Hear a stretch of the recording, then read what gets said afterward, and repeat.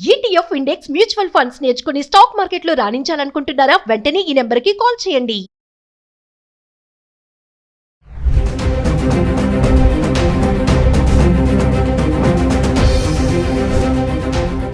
నమస్తే, welcome back to Suman TV.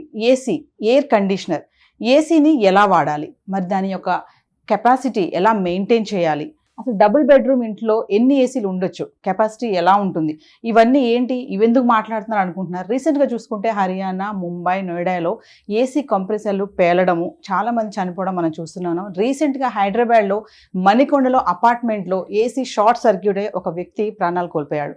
మరి ఏసీని ఎలా వాడాలి, ఎలా వాడుతున్నారు, ఆ క్లీనింగ్ అనేది ఎలాగా, టెంపరేచర్ ఎంతలో పెట్టుకుంటున్నారు, మరి చాలా వేడిగా ఉంది ఎండాకాలం కదా అని చెప్పి 16-17లో పెడుతున్నారేమో, జాగ్రత్త. మరి ఈరోజు ఒక్కసారి ఏసీని ఎలా వాడాలి, ఎలా మెయింటైన్ చేయాలి, ఆ కెపాసిటీ ఏంటి, ఇవన్నీ కూడా మీకందరికి తెలియచేయడానికి మణికంఠ గారు ఏసీ టెక్నీషియన్ మనతో పాటు ఉన్నారు. డెమో కూడా మీకు చేసి చూపిస్తాము. ఈ వీడియో ఎక్కడ కూడా పాజ్ చేయకుండా స్టార్టింగ్ నుంచి ఎండింగ్ వరకు చూడండి.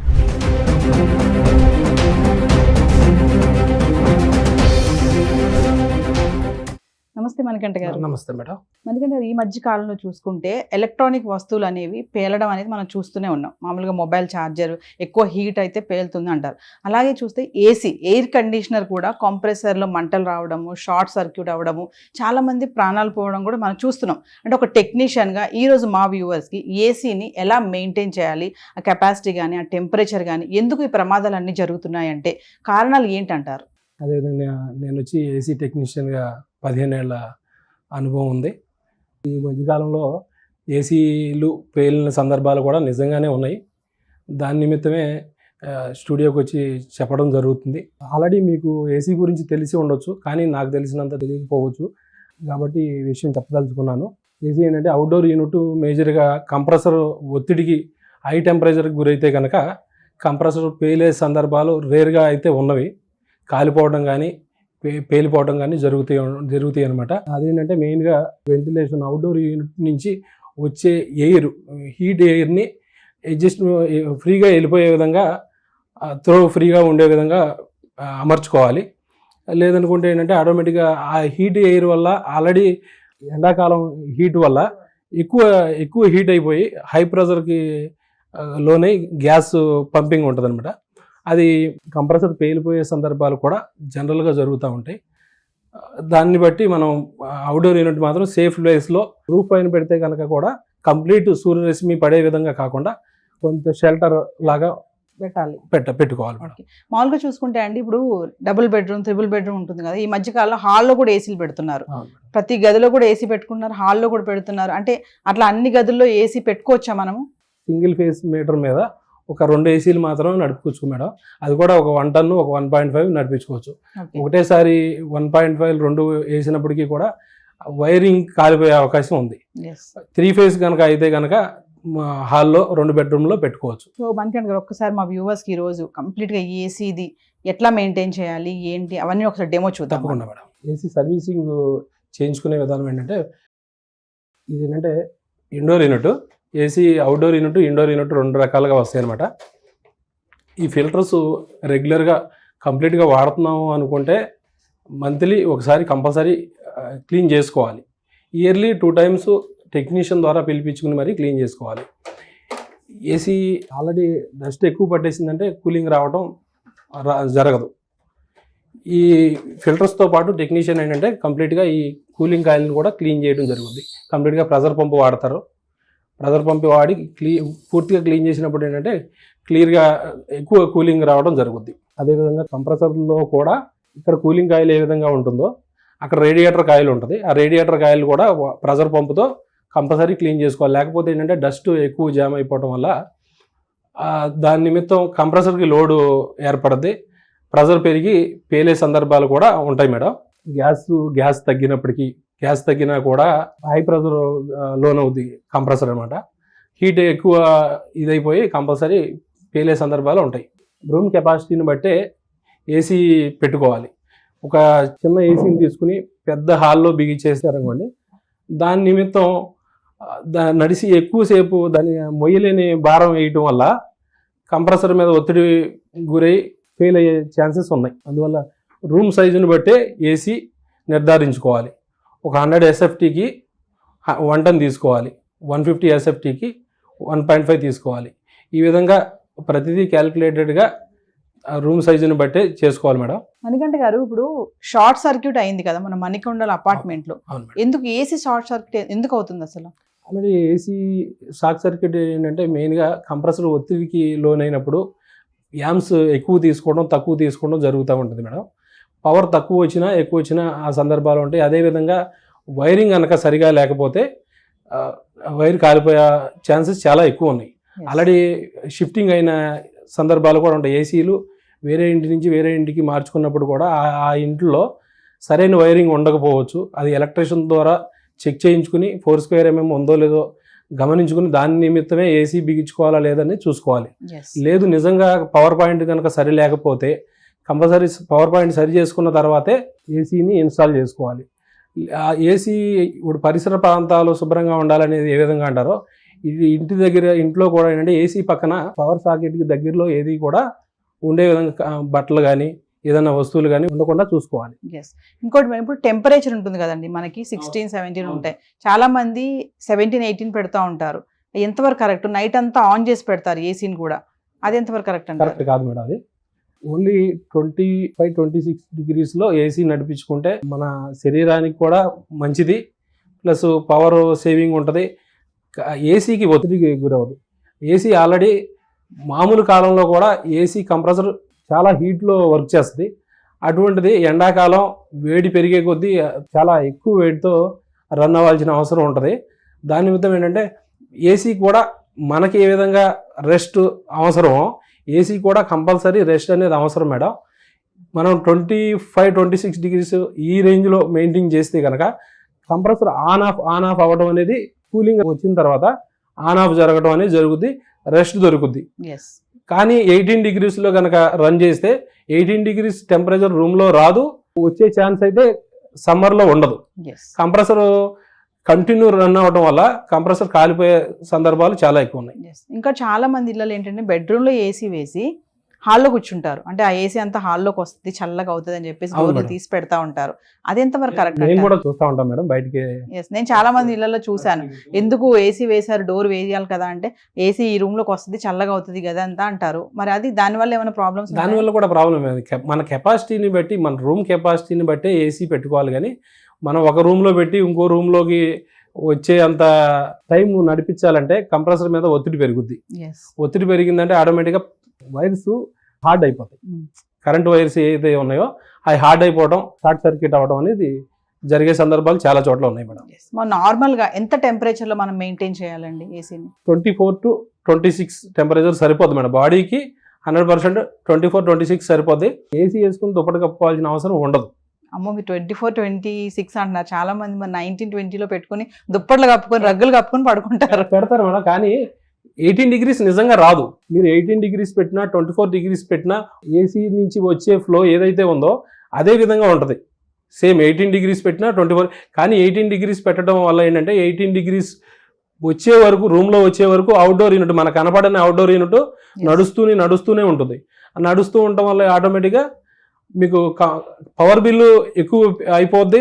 అదేవిధంగా మనకి బాడీలో కూడా ఇబ్బందులు ఎదురవుతాయి. ఇంకా చాలా మంది ఇన్వర్టర్ తో ఏసీ పెట్టుకుంటారు, స్టెబిలైజర్ అంటారు కదండి, వీటి గురించి ఒకసారి. స్టెబిలైజర్ కంపల్సరీ కావాలి మేడం. ఇప్పుడు వచ్చేవన్నీ కూడా ఇన్వర్టర్ ఏసీలు. ఇదివరకు నాన్ ఇన్వర్టర్ ఏసీలు కొంచెం స్టాండర్డ్గా ఉండేవి, ఏం ప్రాబ్లం అంత త్వరగా ప్రాబ్లమ్స్ వచ్చేవి కాదు. ఇప్పుడు ఇన్వర్టర్ ఏసీలు అవ్వటం వల్ల ఏంటంటే డీసీ పవర్లో కంప్రెసర్ నడుస్తుంది.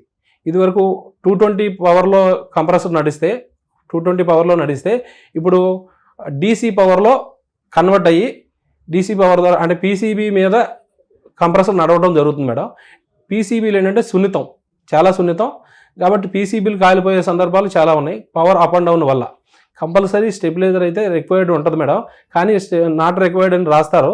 అయినప్పటికీ దాని పనితనం వేరు, స్టెబిలైజర్ పనితనం వేరు మేడం. ఇన్వర్టర్ మీద ఏసీలు నడపకూడదు మేడం. ఏసీలు నడపడం వల్ల షార్ట్ సర్క్యూట్ అయ్యే ప్రమాదాలు చాలా ఉన్నాయి. స్మాల్గా రీసెంట్గా చూసుకుంటే షార్ట్ సర్క్యూట్ ఒకటి, కంప్రెసర్ పేలడం అనేది, ఏసీలు పేలడం అనేది ఇది కొంచెం వింతగానే అనిపిస్తుంది చాలా మందికి. మరొక్కసారి ఫైనల్గా మా వ్యూవర్స్ కోసం అండి, ఎంత టెంపరేచర్లో మెయింటైన్ చేయాలి, ఏంటి క్లీనింగ్ సెక్షన్, సర్వీసింగ్ ఎప్పుడెప్పుడు చేయించుకోవాలి, ఇవన్నీ ఒకసారి. సర్వీసింగ్ వచ్చి మేడం రెగ్యులర్గా వాడే విధంగా ఉంటే కనుక వాళ్ళుగా ఫిల్టర్స్ అయితే టెక్నీషియన్ వచ్చినప్పుడు చూపిస్తాడు. ఓన్లీ ఈ ఫిల్టర్స్ క్లీనింగ్ చేసి కూడా మీరు అంటే కూలింగ్ తగ్గింది అనిపిస్తే కనుక ఫిల్టర్స్ క్లీన్ చేసుకుని మీరు వాడుకోవచ్చు. అదేవిధంగా మినిమం 6 monthsకి కంపల్సరీ టెక్నీషియన్ పిలిపించి outdoor unit, indoor unit compulsory cleaning అయితే మస్ట్ అండ్ షుడ్ మేడం. ఖచ్చితంగా సర్వీసింగ్ చేయించుకోవాలి. చాలా మంది ఇంట్లో వాళ్ళే కూడా క్లీన్ చేసేసుకుంటారు కదా, మాకు తెలుసులే అనేసి. అది ఎంతవరకు కరెక్ట్ అంటారు? అంటే మేడం ఓన్లీ కొంతవరకు మాత్రమే చేయగలుగుతారు. కనీసం 6 months కాకపోతే 1 yearకి ఒక్కసారైనా కంపల్సరీ టెక్నీషియన్ పిలిపించి గ్యాస్ ఏ విధంగా ఉంది, గ్యాస్ లీకేజ్ ఏదైనా ఉందా, సర్వీస్ రిక్వైర్మెంట్, అవుట్డోర్ ఎంతవరకు డస్ట్ ఉన్నదంతా తీసేయడానికి టెక్నీషియన్కి తెలుస్తుంది మేడం. వీళ్ళకి తెలియదు. అందులో పవర్ ఆపకుండా పనిచేస్తే ప్రాణాలకే ప్రమాదం రావచ్చు. మణికంఠ గారు, మామూలుగా అసలు ఏసీ కూలింగ్ ఎలా అవుతుంది? ఏం లేదు మేడం, ఏసీలో రిఫ్రిజిరెంట్ నింపడం జరుగుద్ది. గ్యాస్ R32 గ్యాస్ అనేది నింపడం జరుగుద్ది. ఆ గ్యాస్ కంప్రెసర్లో ఛార్జ్ చేయటం వల్ల కంప్రెసర్ పిస్టన్ వైండింగ్ ఉంటుంది. దాన్ని సర్క్యులేట్ చేసి ప్రెజర్తో పైపుల్లోకి నింపడం ద్వారా కూలింగ్ అనేది ఏర్పడుతుంది మేడం. అది ఇండోర్ దగ్గరికి వస్తుంది. ఆ కూలింగ్ ఇండోర్ నుంచి ఇక్కడ ఫ్యాన్ ద్వారా బయటికి రావడం జరుగుతుంది మేడం. అదేవిధంగా గ్యాస్ లీక్ ఉన్నప్పటికీ కూడా ప్రమాదాలు జరిగే అవకాశం ఉంది మేడం. ఈ గ్యాస్ కూడా కొంచెం ఫ్లేమబులే. కమింగ్ టు పవర్ కెపాసిటీ అండి, పవర్ కెపాసిటీ ఎలా ఉండాలి? ఏసీకి ఏంటంటే ఆటోమేటిక్గా కంపల్సరీ ఎంసీబీలు బిగించుకోవాల్సిన అవసరం ఉంటుంది మేడం. ఓన్లీ ప్లగ్ ఉంది, ప్లగ్లో పెట్టేసేసి ఆన్ చేసే విధంగా కాకుండా డబల్ పోల్ ఎంసీబీ ఉంటే ఏంటంటే న్యూట్రల్ కూడా కంట్రోల్ అవుతుంది. ఫేసు న్యూట్రల్ 2 కంట్రోల్ అవ్వడం వల్ల 2 ఒకటేసారి ఆన్ చేస్తారు, 2 ఒకటేసారి ఆఫ్ చేసుకుంటారు. లేదు అనుకుంటే ఆఫ్ చేసి ఉన్నప్పటికీ సింగిల్ పోల్ ఎంసీబీ అయితే కనుక ఆఫ్ చేసి ఉన్నప్పటికీ కూడా న్యూట్రల్ నుంచి కూడా పవర్ వచ్చిన సందర్భాలు ఉన్నాయి. ఆఫ్ చేసి ఉన్న ఏసీలు కూడా కాలిపోయిన సందర్భాలు కూడా ఉన్నాయి మేడం. ఎస్, మామూలుగా మణికంఠ గారు, ఇప్పుడు ఎలక్ట్రానిక్ వస్తువులు ఏమైనా కొనేటప్పుడు ఆ బ్రాండెడ్ కానీ ఇవన్నీ చూడమని చెప్తా ఉంటారు. కొంతమంది ఏంటంటే తక్కువ రేటుకి వస్తుంది కదా అని కొనేస్తారు, బ్రాండ్ చూడరు. ఏదైతే ఏముందిలే, గాలి అయితే రావాలి కదా, ఇది పని చేస్తే చాలు, మన పనికి ఇది అవసరం అవుతుందా లేదా, నాణ్యతతో మనకు పని ఏంటి, కొద్ది రోజులు వాడతాము పడేస్తామా అన్న ఆలోచనతో కూడా ఉంటారు కదా. అంటే బ్రాండ్ తీసుకోవాలి, ఎలక్ట్రానిక్ వస్తువులు ఏ పడితే అవి కొనేయచ్చు అంటే ఒక టెక్నీషియన్గా మీరు ఏం చెప్తారు? లేదు మేడం, ఏ పడితే అవి కొనేసుకుంటే అది చాలా ప్రాణ నష్టం దాకా తీసుకెళ్లే ఇది విధానం ఉంది. కాబట్టి ఐఎస్ఐ మార్కు ఉన్న వైర్లు కానీ ఏసీల్లో కానీ ఏదైనా బ్రాండ్ కంపల్సరీ తీసుకోవాలి మేడం. ఎందుకంటే రీసెంట్గా చూసుకుంటే మనకి నోటీసెస్ కూడా వచ్చాయి, షార్ట్ సర్క్యూట్ చాలా మంది చనిపోతున్నారు ఈ పవర్ ఫ్లక్చుయేషన్స్ వల్ల కూడా.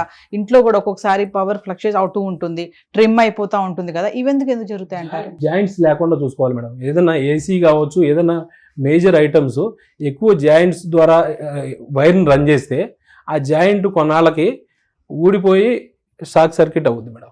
అక్కడ ఏదైనా క్లాత్ కానీ కవర్స్ కానీ ఏదైనా ఉన్నాయంటే చాలా ప్రమాదం జరిగే అవకాశం ఉంది. ఇంకా ఫైనల్గా చూసుకుంటా అండి, ఎర్తింగ్ అంటారు కదా, అంటే ఎర్తింగ్ అనేది ఉంటే ఈ షార్ట్ సర్క్యూట్ అనేవి తగ్గొచ్చు అని అంటారా? Earthing compulsory madam. ఎర్తింగ్ అనేది ప్రాపర్ కంపల్సరీ ఉండాలి ప్రతి ఇంటికి. ఏసీకి, గ్లేజర్కి, అదేవిధంగా వాషింగ్ మిషన్కి, పెద్ద పెద్ద ఐటమ్స్ అన్నిటికీ కూడా ఎర్తింగ్ కంపల్సరీ మేడం. కానీ తెలిసినా కూడా చాలా మంది ఈ ఎర్తింగ్ అనేది ప్రతి ఇళ్లలో మనం చూస్తున్నామా అంటే, మీరు చాలా హౌసెస్ విజిట్ చేస్తూ ఉంటారు టెక్నీషియన్ కాబట్టి రిపేర్ చేయడానికి వెళ్ళినప్పుడు, మరి ఎర్తింగ్ లేని ఇల్లు చాలా చూసే ఉంటారు. ఏదంటే అవగాహన లేక అంటారా, లేకపోతే సమస్య వచ్చినప్పుడు చూసుకుందాంలే అన్న ఆలోచన అంటారా? అదే కదా మేడం, మీరు చెప్పినట్టు సమస్య వచ్చినప్పుడు చూసుకుందాం అని అనుకుంటారు. ఇది పెద్ద సమస్య కాదు అనే విధంగా ఫీల్ అవుతారు. అందులో ఇళ్ళు మారే విధానం ఇవి ఉంటాయి కదా. అయినప్పటికీ కూడా ఎర్తింగ్ ప్రాపర్గా లేకపోతే చాలా ప్రమాదాలకు గురవుతారు, ఇబ్బంది జరిగే అవకాశం ఉంది. మణికంఠ గారు, ఇప్పుడు చాలా మంది ఏసీ ఆన్ చేశాక చాలాసేపు అయినా కూడా అది కూల్ రావట్లేదని చెప్పేసి పట్టించుకోరు, ఆ రన్నింగ్లో వదిలేస్తే అలాగే వాళ్ళ పని వాళ్ళు చేసుకుంటూ ఉంటారు. దానివల్ల కూడా ఏమన్నా ప్రాబ్లమ్స్ ఉంటాయా, ప్రమాదాలు ఏమైనా ఉంటాయంటారా? Compulsory madam. ఏసీ కూలింగ్ వచ్చినంతసేపు దానిగా బాగానే పనిచేస్తుంది. కూలింగ్ రావట్లేదు అంటే కంపల్సరీ దాన్ని స్విచ్ ఆఫ్ చేసి అదరైజ్డ్ టెక్నీషియన్ పిలిపించి చేయించుకోవాలి మేడం. ఎందుకంటే ఇండోర్ యూనిట్ అనేది లోపల ఉంటుంది, అవుట్డోర్ యూనిట్లో ఏం జరుగుతుంది అనేది ఎవరికి తెలియదు. నిజంగా అక్కడ షార్ట్ సర్క్యూట్ జరగవచ్చు. లేదు అనుకుంటే కంప్రెసర్ ఆఫ్ ఆన్ అంటే హై యాంప్స్ తీసుకుని వైర్లు ఏదన్నా కూడా కాలవచ్చు. అంటే ఏసీ కూడా చెడిపోయే సందర్భం ఉంటుంది మేడం. చాలా మందికి ఉన్న అలవాటు ఏంటంటే స్విచ్చెస్ ఆపరండి, అది ఏదైనా సరే. మరి ఏసీ వరకు వచ్చి మనం ఏసీ గురించి మాట్లాడుకుంటున్నాం కాబట్టి ఆన్లో ఉన్నప్పుడు స్విచ్ ఆన్ చేసి అది ఆఫ్ చేశాక స్విచ్ ఆఫ్ చేయని వాళ్ళు కూడా చాలా మంది ఉన్నారు. అది ఎంతవరకు కరెక్ట్ అంటారు? కంపల్సరీ స్విచ్ అయితే ఆఫ్ చేసుకోవాలి మేడం. కనీసం అంటే రెగ్యులర్గా రన్నింగ్ పెడుతున్నాము అంటే ఆన్ చేయకపోయినా పర్లేదు, లేదు ఈరోజు బయటికి వెళ్ళేది ఉంది కంపల్సరీ అనుకుంటే కంపల్సరీ ఆఫ్ చేసే వెళ్ళాలి. ఏసీ వాడకానికి కూడా ఒక లిమిట్ ఉంటుందా అండి, లేదంటే మార్నింగ్ టు ఈవినింగ్ వరకు ఏసీ ఆన్ చేసి ఉంచొచ్చు ఇంట్లో?